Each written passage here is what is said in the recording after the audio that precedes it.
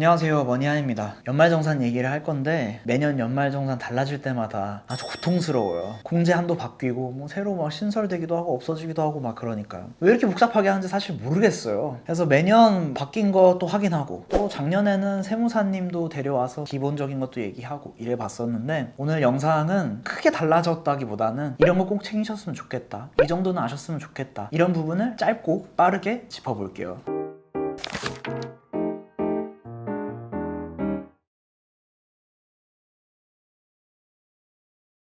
본론으로 들어가서 연말정산이 13월에 월급이라고 하는데 엄밀하게 따지면 13월에 월급이라기보다는 월급을 받으면서 세금을 미리 떼가요. 미리 떼가는 거를 원천징수라고 해요. 내가 받기도 전에 징수해 간다, 이런 느낌인 거예요. 회사를 다니면서 월급에서 일정 부분을 떼서 세금으로 냈는데 그거랑 내가 세액공제든 소득공제든 이런 혜택 받는 뭔가 행위들을 하고 있잖아요. 정부에서 이거 혜택 준다, IRP 가입하면 혜택 준다, 이런 것처럼 그런 혜택들이랑 더하기 빼기를 해보는 거예요. 내가 낸 거랑 내가 혜택 받아야 되는 거랑 더 냈다 내가, 그러면 돌려받는 거예요, 환급. 근데 덜 냈다 그러면 더 내는 거죠. 토해낸다 왜 이렇게 표현하잖아요. 그래서 엄밀하게 따지면은 내가 낸 돈 중에서 혜택을 이것저것 챙겨가지고 다시 돌려받는 형태니까 아마 세무사님들은 13월에 월급이라고 안 할 것 같아요. 그래서 여기서 핵심은 소득공제랑 세액공제를 챙기는 게 핵심이 되겠죠. 그래서 저희가 정리를 해놨는데 그 전에 소득공제라는 개념부터 짚고 넘어갈게요. 소득공제는 번 돈을 덜어줘요. 세금은 내가 번 돈, 즉 소득을 기반으로 매겨져요. 소득에는 월급, 상여금 등 경제활동을 통해 받은 모든 돈이 포함되는데요. 소득이 많으면 많을수록 매겨지는 세금 비율도 높아요. 그렇기 때문에 소득을 줄이는 것은 연말정산에서 중요 포인트 중 하나인데요. 소득공제는 살아가는데 필요한 경비를 소득에서 빼줘서 세금이 낮게 매겨지도록 해주는 거예요. 신용카드 및 체크카드 사용 내역과 현금 영수증으로 처리된 비용들을 따져서 소득에서 빼주죠. 세금이 매겨지는 기준은 소득이 얼마인지에 따라 세금이 매겨지는 비율이 다른데요. 예를 들어 올해 총소득이 4,600만 원인 사람은 소득의 15%를 세금으로 내요. 반면 4,800만 원인 사람은 4,600만 원까지는 15%를 세금으로 내지만 나머지 200만 원에 대해서는 24%를 세금으로 내야 해요. 이렇게 소득별로 세금의 비율을 결정하는 기준을 과세표준이라고 하는데요. 우리나라의 과세표준은 아래와 같아요. 근데 공식이 막 복잡해요. 보면은 근로소득 금액에서 인적공제 이런 거 빼고 연금보험료, 특별소득공제, 기타 등등이 있습니다. 소득공제를 높여서 빼기를 많이 만들면은 과세표준이 줄어들고, 과세표준이 줄어들면은 구간에 따라서 적어지게 되는 거겠죠. 혹시라도 이런 생각하는 분도 있을 것 같아요. 첫 번째 보면은 근로소득 금액에서 빼기 되는 거잖아요. 근로소득을 줄이면 유리해지는 건가? 라는 생각을 할 수도 있겠죠. 근데 이거는 보통 그렇진 않겠죠. 직장인분들이 갑자기 세금 많이 내야 될 것 같으니까 월급을 줄여주세요, 이런 경우는 잘 없을 거예요. 근데 저도 이제 회사를 운영하다 보니까 직원들이 어느 정도 연봉을 넘어가기 시작하면은 연봉을 높이는 것보다 복지를 더 챙기는 게 유리하구나, 이런 구간도 생기더라고요. 그 다음엔 이제 일반적으로 생각해 볼 거는 소득공제 금액을 높여서 과세표준을 줄여야겠다, 이거죠. 과세표준은 근로소득 금액 빼기 소득공제니까 소득공제가 높아지면은 과세표준이 줄어들고 세금 매기는 금액이 줄어드는 거죠. 그래서 이렇게 해서 과세표준 구간도 이렇게 쭉 나눠져 있어요. 그래서 이렇게 소득공제를 높여서 과세표준을 줄이는 게 한 방법이 있어요. 그러고 나서 결과값이 나오잖아요. 그 결과값에서 빼기를 하는 게 세액공제예요. 이렇게 소득공제랑 세액공제랑 빼기가 되는 부분이 조금 다르다, 이 정도만 아시면 될 것 같아요. 그래서 소득공제가 유리하냐 세액공제가 유리하냐, 이거는 본인의 월급이나 상황이나 이런 거에 따라서 조금씩 다르실 수 있다. 두 번째로 넘어가서 체크리스트를 간단하게 만들어 봤어요. 근데 공통적으로는 매년 잘 챙기고 계실 텐데 이 정도는 한번 확인해 보세요. 사회초년생이시거나 가족 구성원이 좀 바뀌셨거나 이랬다면. 첫 번째는 이제 인적공제 파트예요. 부양가족을 등록을 하면은 조금 더 소득공제를 받으실 수 있어요. 영상을 한 3초 정도 멈춰 드릴게요. 이런 내용이 있습니다.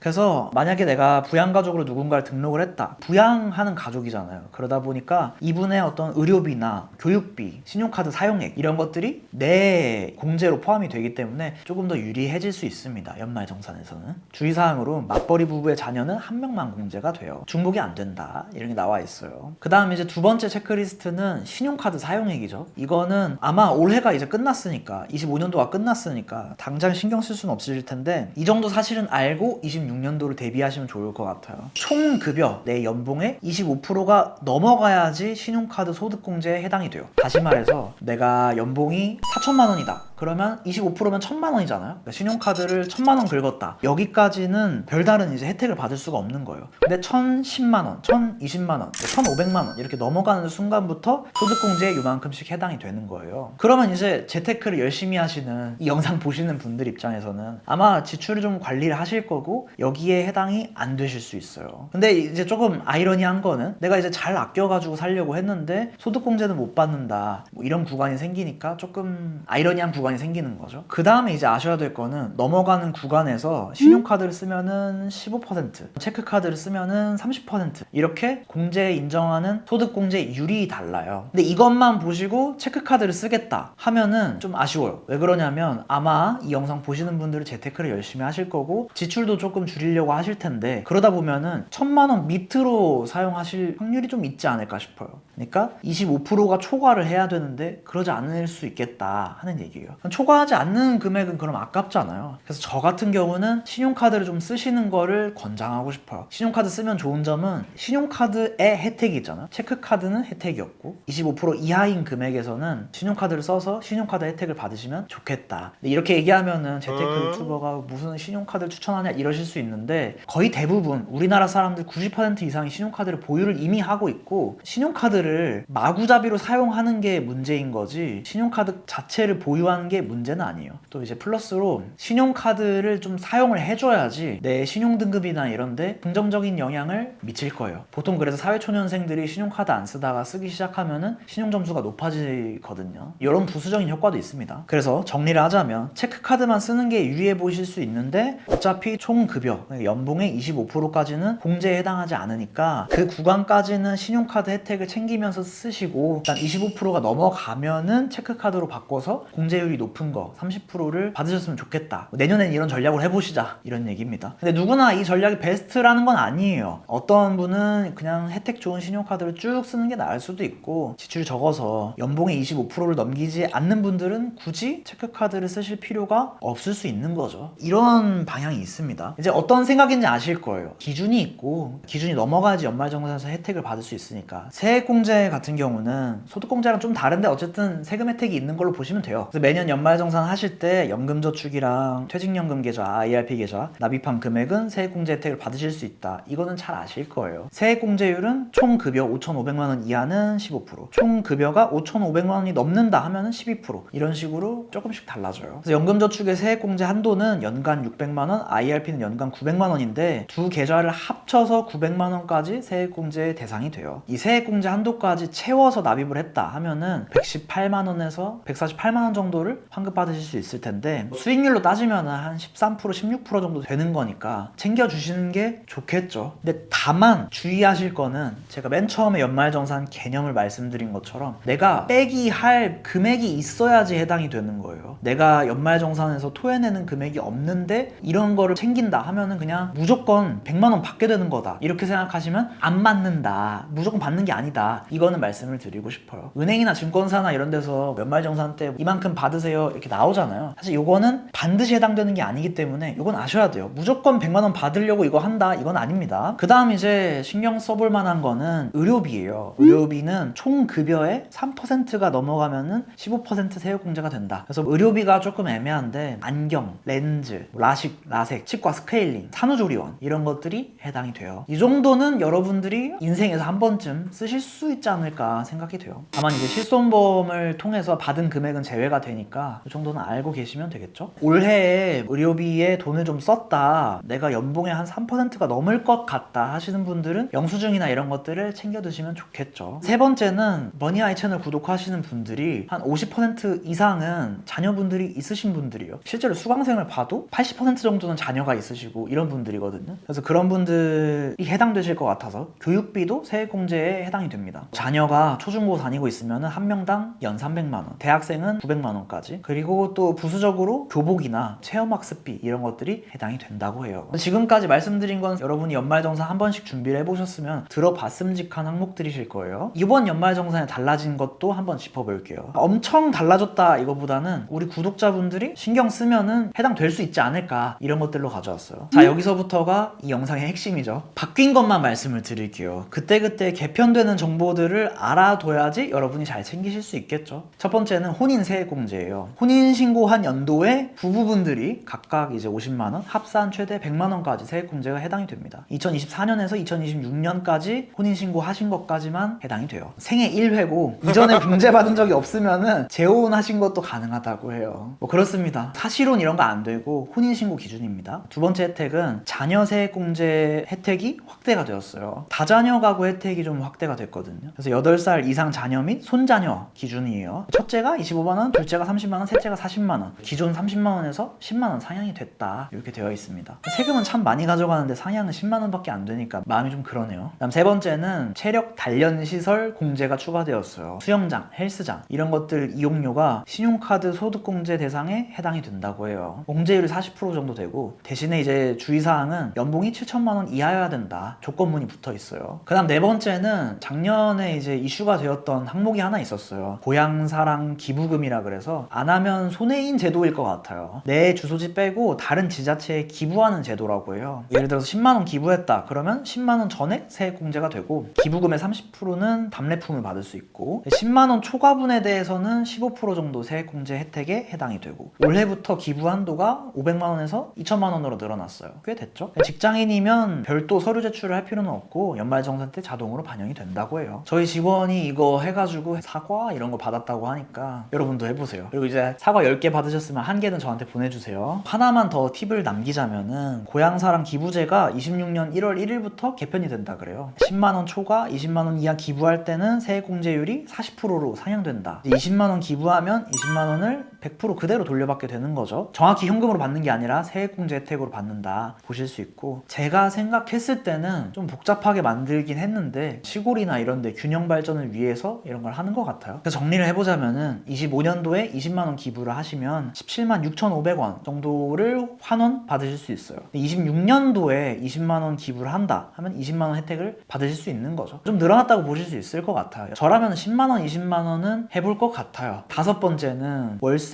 세액공제 한도가 상향이 되었어요. 소득에 따라서 월세가 최대 17%까지 공제에 해당돼요. 소득 기준에 따라서 좀 달라져요. 5,500만원 기준으로 해서 5,500만원 이하일 때는 17%, 5,500만원이 넘어가고 8,000만원 이하다, 이 구간에 있다 하면 15%가 될 거예요. 근데 공제 한도가 750만원에서 1,000만원으로 상향이 됐고, 소득 기준이 예전에는 7천만원이었는데 지금 8천만원으로 올랐어요. 총 급여 8천만원 이하인 무주택자분이라고 하면 해당이 되고, 주택이 85제곱미터 이하 혹은 기준시가 4억 이하 이런 데 계신다고 하면은 해당이 됩니다. 이게 사업자 오피스텔에 있거나 이러면 해당이 안 될 것 같고, 전입신고를 무조건 하셔야 된다, 필수입니다, 이렇게 나와 있어요. 근데 임대차 계약서랑 월세 이체 내역이랑 등본이랑 이런 것들 제출을 하면은 해당이 돼요. 아, 그리고 소득공제 하나만 더 추가를 하면은 주택청약 소득공제가 있어요. 아시는 분도 있을 텐데, 예전에 제가 청약통장 얘기할 때도 한번 언급한 적이 있어요. 총 급여 7천만원 이하인 근로자가 무주택자, 세대주나 배우자나 이 청약통장에 가입하시고 일정 금액을 납입하시면은 납입 금액의 300만원 한도까지 40%를 소득공제를 해줘요. 그래서 이게 주택 청약 납입 증명서, 통장 사본 이런 것들을 제출을 해야 되거든요. 조금 귀찮아요. 아마 대부분 있으실 것 같은데 청약통장은 여기 해당이 되니까 제출을 해주셨으면 좋겠다. 이제 무주택자라고 하면은 아무래도 청약통장 가입한 게 유리하다고 저는 생각해요. 저는 뭐 부동산이 막 투자를 엄청 많이 해야 된다 이런 생각은 아니지만, 어쨌든 내 집 마련이랑 청약통장은 있으시면 전체적인 자산관리 하실 때 도움 되실 것 같아요. 물론 이제 주택이 있으시다 하면은 아쉬워지긴 하는 거죠. 주택이 있으시면 청약통장이 메리트가 떨어지는 건 사실이잖아요. 아쉬운 거는 제가 영상을 찍는 시점이 12월 마지막 주인데 12월 말까지 이거 납입을 했어야 되거든요. 근데 제가 영상 초반에 말씀드렸지만 세액공제 때문에 목돈을 갑자기 어디다 넣겠다 이런 거는 별로 추천드리고 싶지 않고, 좀 계획적으로 넣으시는 게 아마 재테크하고 투자하고 하는데 도움 되실 거예요.